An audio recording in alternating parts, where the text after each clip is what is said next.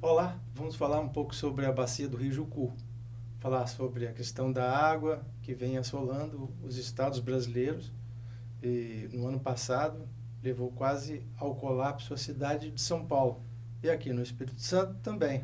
Chegamos próximo a um momento de desabastecimento na região metropolitana. Para falar sobre esse assunto, nós temos aqui o presidente do Comitê da Bacia do Rio Jucu, Hélio de Castro, que também preside o Fórum dos Comitês de Bacia Hidrográfica aqui do Estado do Espírito Santo. Hélio, muito obrigado por vir aqui a gente conversar sobre esse assunto que a cada dia tem se tornado mais emergente, mais urgente, né, diria, para a população, que é a questão do abastecimento de água. E o Rio Jucu é praticamente o manancial responsável mais de 50% do abastecimento da região da Grande Vitória, né? A questão hídrica, realmente, ela tem levado os capixabas a fazer uma avaliação diferenciada com relação à água. Do lado dos comitês, eu faço questão sempre de frisar isso, isso está sendo alertado há décadas, ou seja,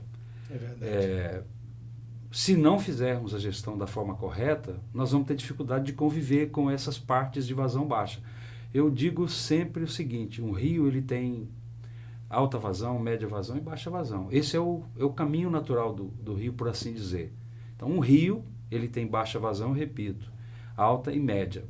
O que ocorre é que nós, quando ele está na baixa ou muito baixa, como é o caso de 2015, 2014, 2013, porque nós tivemos nesse período, pontualmente, alguns períodos de vazão alta, elevada. 2013, 2013. Né? E teve aquela grande enchente. Isso, mas na regra, na média, a vazão tem sido muito baixa. Né? Nós temos, não precisamos fazer muito esforço para entender que o rio, os rios capixabas, de um modo geral, tem dois problemas crônicos, né? Assoreamento e poluição doméstica ou industrial. Esse, vamos dizer assim, esse é o quadro dos rios. Então, chover um pouquinho a mais da média, ele causa dano por excesso de vazão. Certo. Só para explicar novamente para as pessoas, porque isso precisa ficar nas pessoas, o porquê o assoreamento? Por conta das práticas na bacia. Né? Então, o plantio numa área de terra em que tem muito declive e não tem, evidentemente,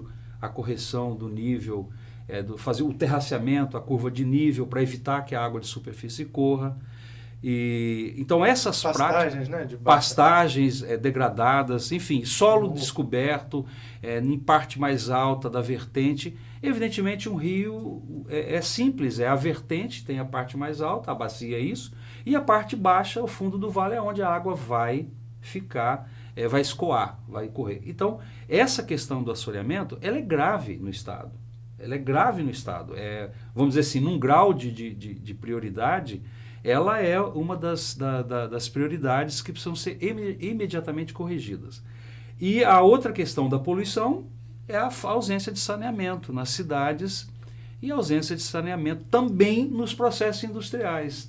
Porque aí você tem a contaminação do rio pelo esgoto doméstico, que a gente sabe que os dados estão aí, né, no IBGE mostra, e a questão da poluição industrial, que o rio acaba sendo o canal natural de recepção desses contaminantes. Os comitês das bacias hidrográficas, né, eles foram criados depois da lei que criou a gestão 9433. 9433, né, de 97, né? Isso, 97.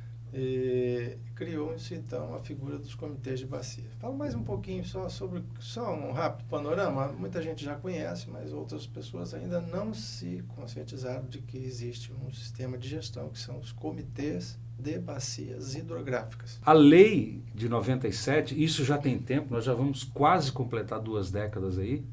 Eu me disse 2 décadas. a lei federal, que criou a política nacional, e a lei estadual, 5.818, que é um ano depois, Sim. e que ela foi atualizada, mas o princípio e as diretrizes vieram todas da política nacional. E até hoje? Até hoje, aí eu vou completar o raciocínio. Nós criamos, essas duas leis remeteram à criação dos comitês de bacia hidrográfica e dos instrumentos de gestão de recursos hídricos.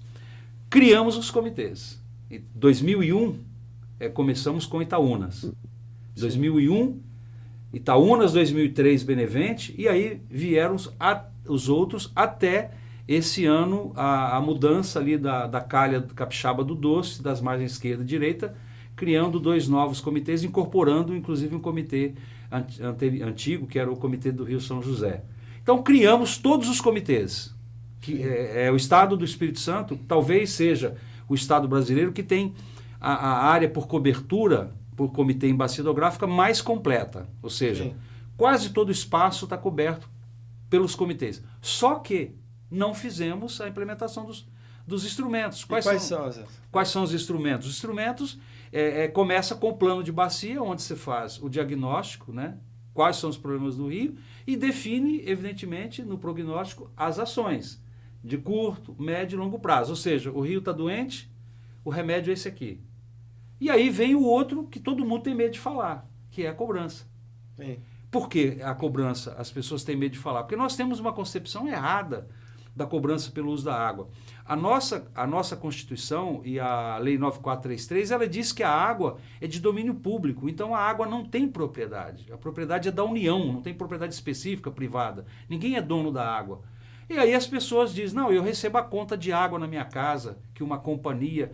Você não está recebendo conta de água. O Espírito Santo, vou repetir, o Espírito Santo não cobra pelo uso da água ainda, porque não foi implantada a cobrança pelo uso dos recursos hídricos no Estado do Espírito Santo. Sim, a taxa da CESAM, do SAAS... É de distribuição técnica, é o que eu gastei para levar a água na tua casa. E aí a água, então, ela não é da companhia, seja ela estadual, seja ela municipal, autônoma, não é. A água é de domínio público. E tem mais ainda, ela tem que ter seus usos múltiplos. Ou seja, eu não posso ter água só para a indústria, só para a agricultura e só para o abastecimento humano ou dessedentação animal. Quer dizer, a água ela tem que ter usos múltiplos, porque senão ela deixa de ser fator de desenvolvimento. E nós sabemos que a água tem que ser fator de desenvolvimento, senão não há possibilidade de você criar, gerar emprego, renda, porque não se produz nada sem água.